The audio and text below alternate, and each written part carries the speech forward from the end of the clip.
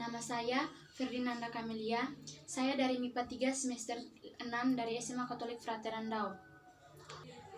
Di sini saya akan menjelaskan tentang sifat-sifat dari asam karboksilat.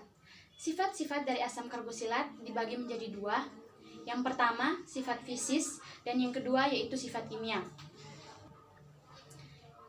Saya akan menjelaskan tentang sifat fisis. Sifat fisis dari asam karboksilat yang pertama yaitu asam karboksilat akan membentuk ikatan hidrogen yang cukup kuat sehingga mempunyai titik didih dan titik leleh yang relatif tinggi dibandingkan alkana dengan jumlah atom yang sama. Yang kedua, asam karboksilat dengan jumlah senyawa sedikit merupakan senyawa yang mudah menguap dan berbau tajam, sehingga semakin banyak atom karbonnya, semakin sukar ia menguap.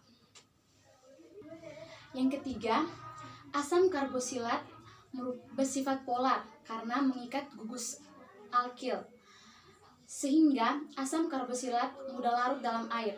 Semakin banyak atom karbonnya, semakin sukar ia larut dalam air. Dalam air, dua molekul karboksilat dapat bergabung membentuk satu molekul atau disebut dengan dimer.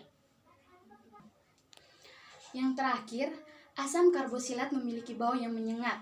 Yang paling umum yaitu asam asetat pada cuka dan asam butanoat pada mentega tengik. Yang berikutnya saya akan menjelaskan tentang sifat kimia. Sifat kimia dari asam karboksilat yang pertama yaitu larutan asam karboksilat merupakan larutan yang paling kuat di antara senyawa karbon lainnya. Nilai tetapan dari asam karboksilat yaitu berkisar 10⁻⁻⁵. Yang kedua, reaksi asam karboksilat dengan basa atau logam reaktif dapat membentuk garam yang mudah larut. Yang berikutnya reaksi pergantian gugus OH pada karboksil. Itu dibagi lagi menjadi 4. Yang pertama, reaksi asam klorida dengan PCl5, PCl3, atau SOCl2 membentuk alkana karboklorida. Yang kedua, reaksi asam karboksilat dengan NH3 akan membentuk amida. Yang ketiga, reaksi asam karboksilat dengan alkohol akan membentuk ester. Reaksi ini dikenal dengan nama esterifikasi.